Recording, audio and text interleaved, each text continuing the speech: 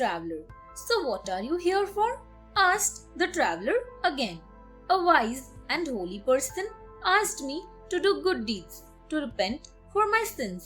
So here I am, old, toothless and weak. I am waiting to give this bangle to someone as a gift. But no one believes that I am harmless now, with no teeth or claws. Here is the bangle," said the tiger, holding out his paw. "But you'll have to wade across the pool to get it. I am too old and feeble now to come there." The man thought that the tiger was too old to harm him, so his greed overcame him, and he waded across. Halfway, he was stuck in the muddy water. The tiger immediately seized him. "I should never have believed his sweet talk," thought the greedy traveler as he died.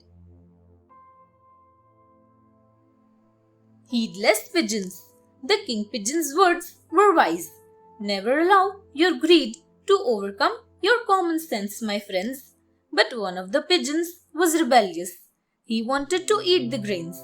So he told them that wisdom does not mean they should go hungry. "We should not follow only the advice of old people," he said scornfully. "Otherwise, we will not achieve anything." He swooped down, and the others followed him and flew down too. As they began to peck the grains, they were caught in the net. The pigeons began to beat their wings helplessly and complain.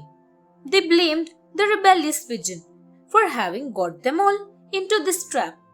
The wise pigeon king told them that getting overexcited at good fortune or feeling miserable when in trouble was foolish. They should not be frightened. He told them that when he gave a signal, all of them should lift off together, carrying the net.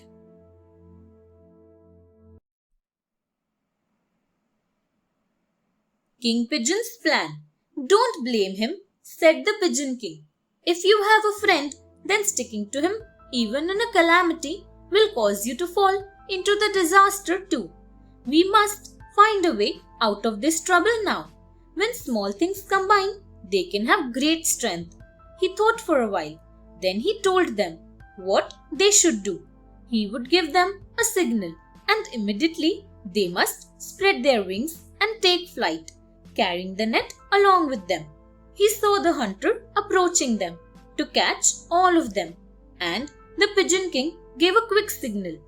As soon as they heard him, the pigeons took off, carrying the net along too. The hunter ran after them for a while, but he lost the birds and his net too. The Mouse King rescues the pigeons. "Where should we go, O king?" asked the pigeons. "To a forest near the Gandaki river," said the king. "There I have a friend, Nibbles the Mouse King, who will cut through this net." The pigeons came down outside the house of the Mouse King. When the Pigeon King called out to him, the king of the mice came running out.